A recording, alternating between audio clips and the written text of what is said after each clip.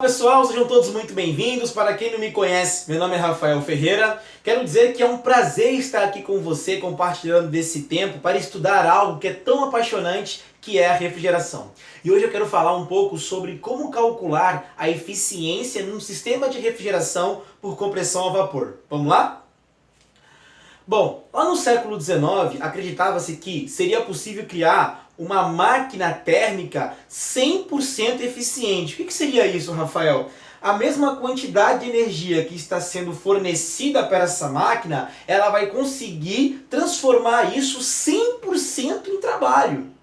E aí é onde entra o físico engenheiro Nicolas Leonard Sadi Carnot, nascido no ano de 1796 e morreu no ano de 1832. Essa época aqui era a época da Revolução Industrial Inglesa, né? Tanto evoluiu para muitas coisas. Morreu relativamente novo, com 36 anos, né? Mas contribuiu muito com as suas escritas. Nessa época, ele escreveu um livro no qual ele dizia assim: uma máquina térmica a vapor, ela não é 100% eficiente, mas para que ela tenha um máximo de desempenho, é necessário que ela tenha as seguintes linhas.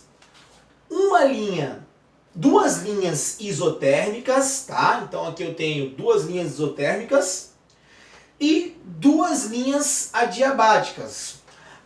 O que são linhas isotérmicas, Rafael? São aquelas linhas que mantêm a mesma temperatura durante todo o percurso. Então, se medimos a temperatura durante todo esse ponto, a temperatura será a mesma, tudo bem? Então, sei lá, se pegarmos aqui, por exemplo, um grau aqui, 1 grau Celsius, aqui vai ser 1 grau e aqui também será 1 grau. Agora, se eu pegar a temperatura lá em cima, por exemplo, se eu pegar 40 graus como referência, todos esses pontos vão ser 40 graus, ou seja, a temperatura não muda. Já processos adiabáticos são aqueles processos que não trocam calor com o meio externo, tudo bem? Agora, esse ciclo de Carnot é um ciclo teórico. Na prática, trazendo para o sistema real, isso aqui não acontece, né? Então não existe uma máquina que seja 100% eficiente, né? E muito menos aí uma máquina próximo disso daqui. Então a gente tenta ficar o mais próximo disso possível, mas acaba não sendo totalmente o ciclo desenhado por Carnot, tudo bem? Então, o que a gente vai fazer aqui?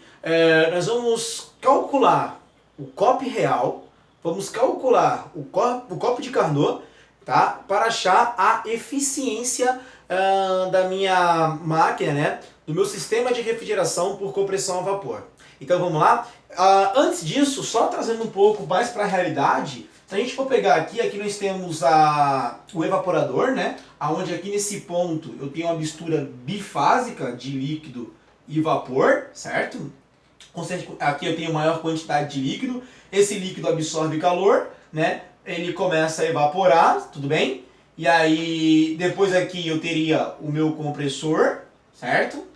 Aí, aqui em seguida, eu tenho o meu vapor, beleza? Esse vapor ele começa a ceder energia. Por que ele cede calor, ele cede energia? Porque ele está com uma temperatura superior à temperatura externa, né? Vamos falar que a temperatura externa aqui, só por exemplo, está com 30 graus, tá? Então ele começa a ceder energia, cede calor. Nesse processo de ceder calor, ele vai transformar de vapor para líquido. Depois ele entraria no dispositivo de expansão e começa o processo de novo. Então aqui eu tenho, vamos dizer assim, que a temperatura fria e aqui a temperatura quente, tá? A gente vai usar isso aqui, esses dois termos, temperatura fria e temperatura quente, para o cálculo. Então aqui eu estou absorvendo calor e aqui eu dissipo calor. Aqui é o processo de compressão e aqui é o processo do dispositivo de expansão, sendo esses dois processos adiabáticos e esse processo isotérmicos. Lembrando que isso é teórico na prática, né? Trazendo isso para a refrigeração atual, né? Que trabalhamos no dia a dia, isso acaba não acontecendo. Então o que eu vou fazer? Eu vou aqui agora dar uma pausa, apagar a lousa e vou voltar com as fórmulas que nós iremos utilizar. Mas fica tranquilo que é tudo continha básica que você vai pegar. Vamos nessa?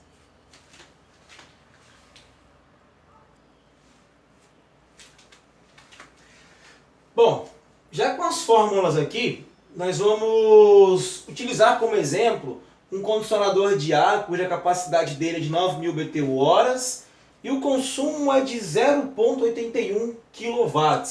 Então nós vamos calcular o COP real. Pessoal, o que acontece? O COP, na verdade, hoje é utilizado a sigla EER. O que é EER? Eficiência Energética de Refrigeração. COP é mais utilizado para bombas de calor, tá? A sigla EER significa Eficiência Energética de Refrigeração. Porém, sim, no passado era falado COP, hoje é EER, tá? Mas não é pecado algum, de repente, você utilizar a sigla COP, tudo bem? Então vamos lá, como é que calcula o COP?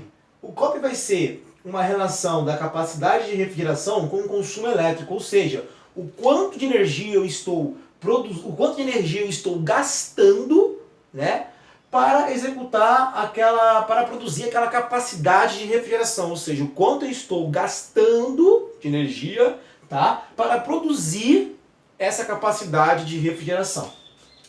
Mas ambos, para fazer o cálculo, tem que estar em quilowatts, né? Meu consumo aqui, como vocês podem ver, ele já está em quilowatts. Só que eu preciso transformar a capacidade de BTUs para quilowatts. Então como é que eu vou fazer? Para transformar isso, o que eu vou fazer aqui? Eu vou pegar os 9.000 BTUs, tá? Transformar aqui, deixa eu colocar aqui, BTU, beleza? Para transformar aqui para quilowatts. Então o que eu vou fazer? Eu vou pegar BTU e vou dividir isso por 3.418. Lembrei. 3.418, tá? Então eu vou pegar uma capacidade de BTU, quase que fugiu aqui nenhuma capacidade de BTU, e vou dividir isso por 3.418, tudo bem? Logo aqui, pessoal, eu vou ter minha capacidade em quilowatts. Quero lembrar uma coisa para vocês, que é o seguinte: algumas pessoas confundem quilowatts de refrigeração com quilowatts de consumo. Quando eu tenho quilowatts de consumo, está assim, ó, quilowatts hora, isso é consumo.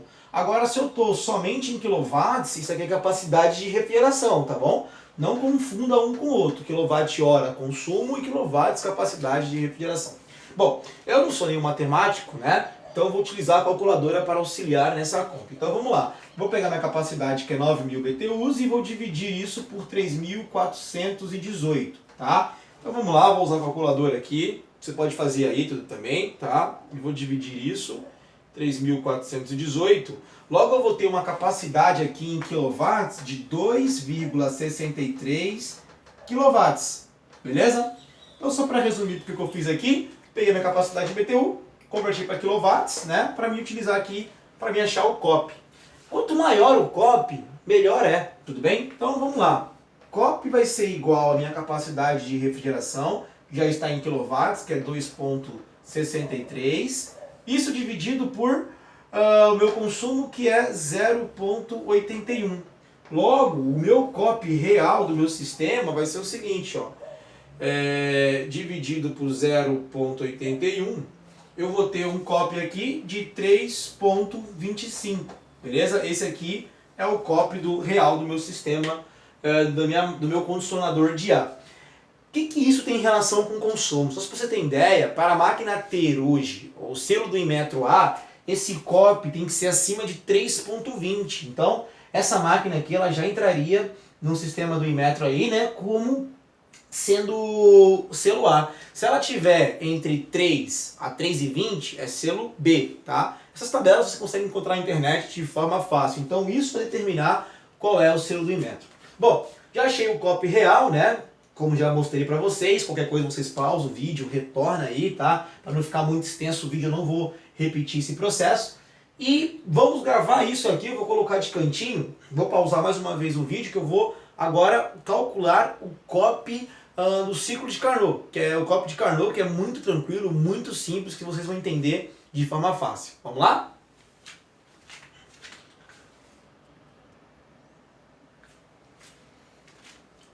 Bom, voltando aqui, agora vamos calcular o COP de Carnot.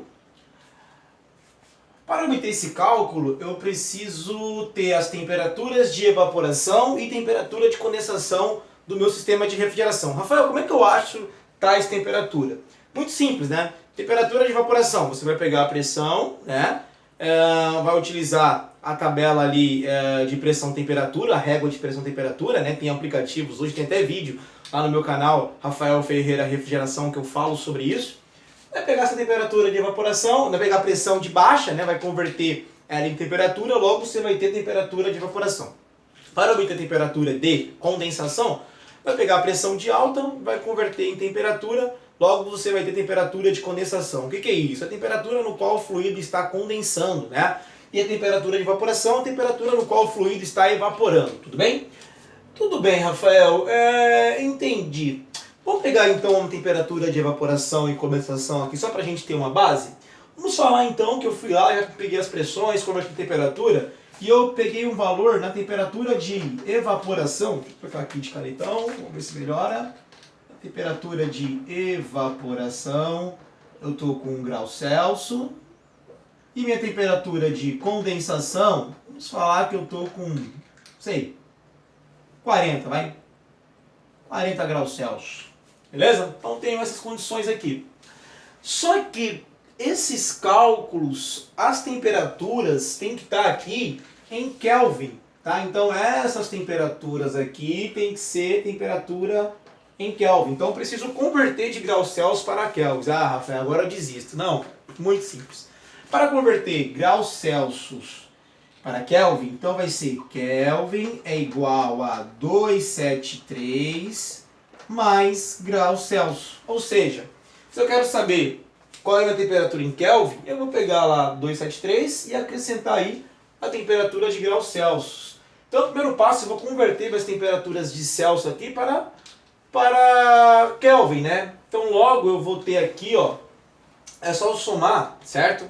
Pegar o 273, somar com 1, eu vou ter aqui uma temperatura de evaporação em Kelvin de 274 K, beleza?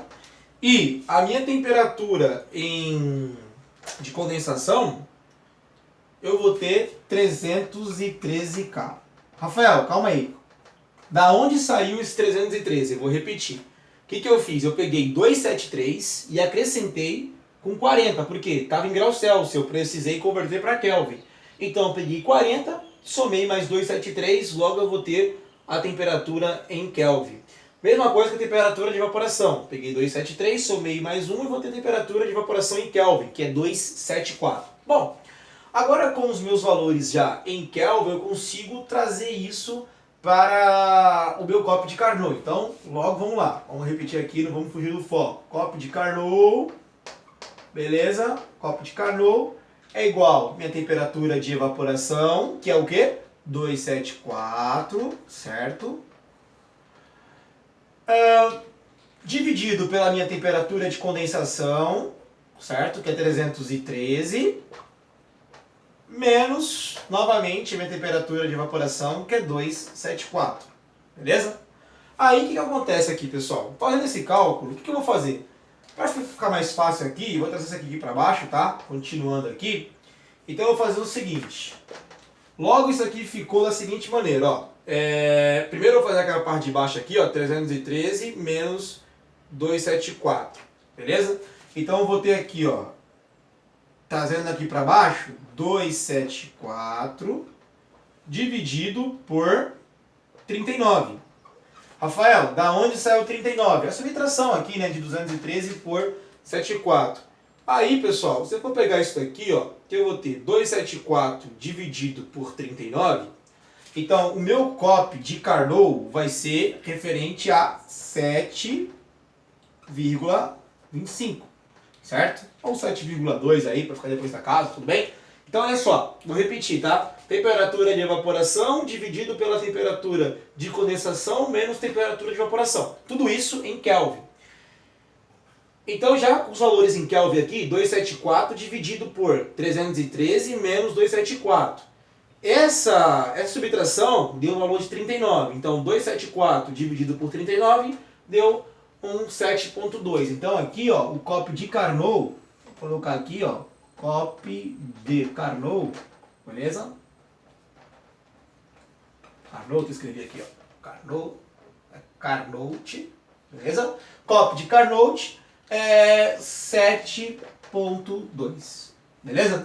Sempre, pessoal, o copo de Carnot ele vai ser maior do que o copo real, tá? Sempre. Bom, agora que eu tenho um copo de Carnot e o copo real, eu consigo então calcular a eficiência do meu sistema de refrigeração por compressão a vapor, tudo bem? Então lembrando que o primeiro eu peguei o cálculo real, o cálculo de Carnot, agora eu vou calcular a eficiência. Mais uma vez eu te peço uma pausa para a gente ir para a parte final desse vídeo.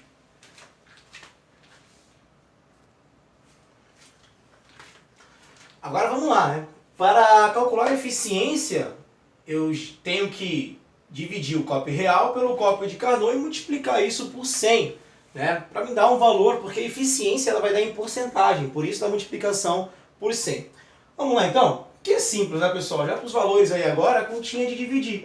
3,25 dividido por 7,2. Então, se eu pegar aqui, ó, 3,25 e dividir por 7,2, eu vou ter aqui, ó, um valor de 0,46, né? E aí, se eu multiplicar isso por 100, né? Aí já fica fácil, né? Eu vou ter uma eficiência desse meu ar aqui, né? Desse meu condicionador de ar, de 46%, tá? Então essa é a eficiência do meu sistema, ou seja, ele é 46% eficiente. Por que que eu vejo uma relação, eu vejo a importância desse cálculo, né? Por mais que seja algo teórico, talvez vocês nunca vão usar isso um dia, mas isso é importante, você ter um conhecimento, até para um dia você fazer isso na prática, no teu laboratório, enfim. Para você ver, a gente sabe que no dia a dia a gente calcular isso, cara, a galera que está instalando, né, na manutenção, tal, na corretiva, é um pouco difícil fazer isso, né? Mas às vezes por uma questão de estudo teórico, eu acho que tem um grau de importância interessante. Então aí está a minha eficiência do meu sistema, que é de 46%. Agora, como eu falei, o copo de Carnot sempre vai ser maior do que o copo real. Outra coisa que eu quero falar para vocês, que a temperatura de evaporação e condensação, elas são relativas, né? Elas são variáveis, elas nem sempre estão a mesma coisa, depende muito da temperatura interna e externa. E muito em breve vocês vão ver no mercado algo chamado CER,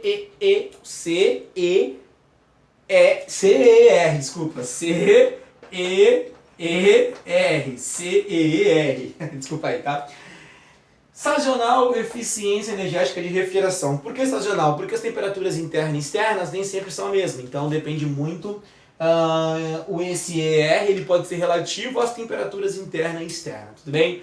Pessoal, mais uma vez, obrigado pelo apoio, você que ficou até o final desse vídeo, muitíssimo obrigado, espero que você tenha entendido, espero que eu tenha contribuído e agregado alguma coisa aí para o conhecimento de vocês e dizer que estamos aí para tentar cada vez mais ajudar. Obrigado e até um próximo vídeo.